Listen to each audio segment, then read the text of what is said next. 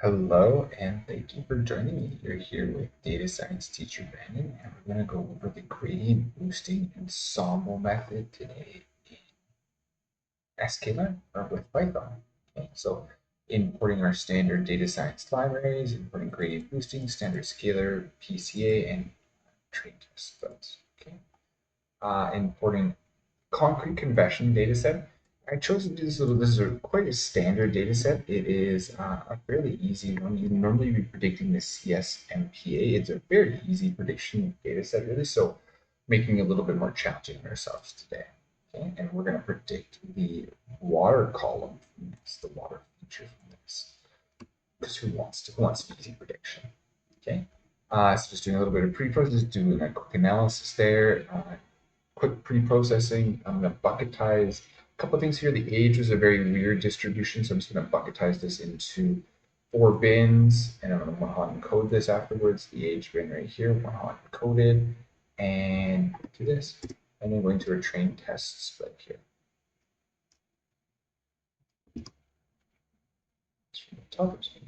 Sorry, I didn't think I run this all in order. There we go. Okay, and now we see we have these columns here. Our train test split. So features, water, or sorry, target, water, and I'm going to do train test, and the train test split give me X and Y features. Okay, I'm going to then standardize our data set here with the standard scalar, and I'm going to do the PCA in the next step. Gradient boosting next. So just looking at it as is, so if we see this is still a fairly easy prediction tree. So we're trying to kind of estimate see the amount of water contained inside the concrete substance, just in case that was ever an use case. So fitting it, and we're predicting 96 on the train and 90 on the test. Okay, so place around with some of the common features that you want to use when you're doing your hyperparameter tuning. So a numpy dot arrange from 25 to 500, going up by 25 estimators. I'll loop through this. I'm going to try a different estimator for everyone. Fit it, train it, and then or fit it, score it, and then get the score and train and append it to my two lists right here. Put those into a dictionary, and then put that dictionary into a data frame with the index being my estimators on the side. So you can see on the left-hand side, you get a large amount. And really, this is not necessarily always super common. You might actually see this start to decrease after a while. Really here, we really just saw it and just getting the maximum, but it's very fractionally higher. So you would want to keep with the simplest, best model and maybe somewhere around 275 here, or maybe even somewhere around 150. You're getting a very marginal difference in improvement. And the overfitting here is more minimalized at this stage versus at this stage right here. We're getting perfect scores on our train, okay scores on our test, but that would be the risk of overfitting is really getting kind of crazy predictions. So we might find that this is not as good in practice, right? So this might be a little bit too much. I mean, typically you find kind of around 300 to 200 being a good amount. It's entirely possible it's above 400, but I would say that that's very rare, the situation where you need that many estimators. And then the amount of time to train that as well. Learning rate, because this works on using gradient descent by it's going to build a tree, predict the next, or use the errors from that first tree, and that's what's going to be predicting in the second tree, and the third tree, the errors from the previous one. This causes the same reason that neural networks can train well. It causes gradient descent to the lowest point of errors in terms of the prediction. So going through our learning rate, this gradients are not necessarily, they look kind of smooth. They're mathematical spaces. They are real, but it's not something we can really visualize. But if you can imagine, it's kind of like sliding down a hill on a toboggan. The learning rate is how fast you're going to go down. So if you go down too fast, you might be shooting up the other side of the gradient and then coming back and maybe falling in the middle, but likely a lower speed is going to be better and help you get a better prediction in the end. Not too small, not too fast. I think that there's usually a good blend between these two. Here, going through the linear rates, doing the same loop that I did up above and plotting our test scores. You can see as I got to be a very high learning rate, really just but this is null values. It just didn't give us a score at all. It really confused our model when we got to be too large of a score. And you can even see at learning rate of 1, And that's the same thing with our neural network. You really want to pass in a fraction back into the network of the errors. Too much can be really kind of confusing. You really want to kind of temper your rates as you're sliding down. You really want to be making a soft landing in the bottom of the gradient. The minima for your data set, right? Every data set is going to have a place of the lowest error. And so here we can see 0.01 is usually a good one right here. You can see it too slow of an error. I wasn't sliding down fast enough, so I wasn't able to even learn enough of my data. So this would be typically the gradient boosting uses a higher learning rate than you would find in a neural network, but you still want to go relatively slow. You don't want to be speeding down that hill for the risk of speeding up the other end. Okay.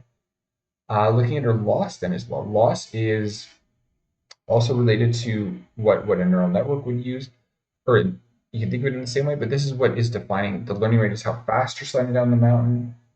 The loss is essentially defining what is wrong. So it's kind of what is defining your gradient. What is your loss, right? What is wrong? And so it's going to define the shape of your mountain, and this can really determine where you land in the end. So we're going to do squared error, absolute error, the Huber and quantile. So these allow you to control with the alpha the strength. This is kind of I'm doing one with a lower strength, one with a higher strength. And what I'm going to do is when it's a 0.01, I'm going to pull out the 0.01, check if it's there. I'm going to do alpha equals to 0.01. You only give this Huber, but then what you're going to do is you're going to change the strength of this by this alpha. So you kind of have to do with Huber and quantile, you have to do both of these together. You're going to do a lower one and a higher one. Both of these are 0 to 1. Okay? And so here, training those, and kind of doing the same thing. If it's look at the last three numbers. If the last three numbers are 0.01, then I'm going to pull out the first numbers except for the last three and train it with an alpha of 0.01. It's the opposite. I'm going to train it with an alpha of 0.09. Save those scores just like I did above, put those scores into a data frame and plot them. You can see here the Uber score did really well. The Uber loss did really well. And the 0.09 right here, 0.09, and then squared error also did really well as well. This prediction problem might not always be the case, and it's good to loop through these and try your loss functions. Okay. We also have here the ability, just like with the random forest, to view our individual decision trees. So to do this, I'm going to go use graphviz, and I'm going to go use sklearn.tree import export graphviz. Okay. So obviously meant to work together in this situation. I'm going to go GB, my gradient boosting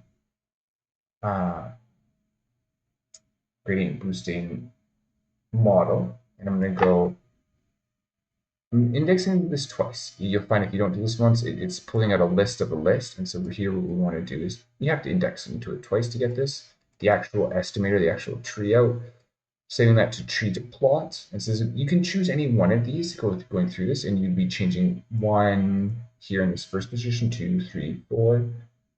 I'm then going to put the tree to plot in my export graphviz, file name none. I'm going to put my X columns in this so we get a sense of this and what's actually happening here, where these decisions are taking into place, filled and then rounded right here. To view this, it saves this here, and you'll be able to actually download this as a PDF if you wanted to as well, which could be handy in certain situations. What we're going to do here is we're going to do graphviz.source. After we have our dot to plot, we have our tree to plot. And then we're going to go graphviz.source dot data graph. Render and view are just for the PDF version.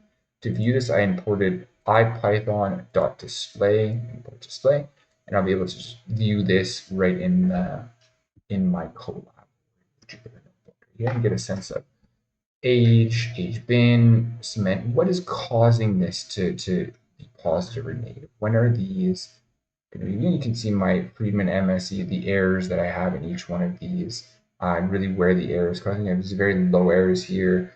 As I start to get higher errors right here, you can see the red is turning. So really kind of most correct, and then the higher color, the darker color would be, in a sense, is the most incorrect. Okay. So thank you for joining me today, and I will see you next time.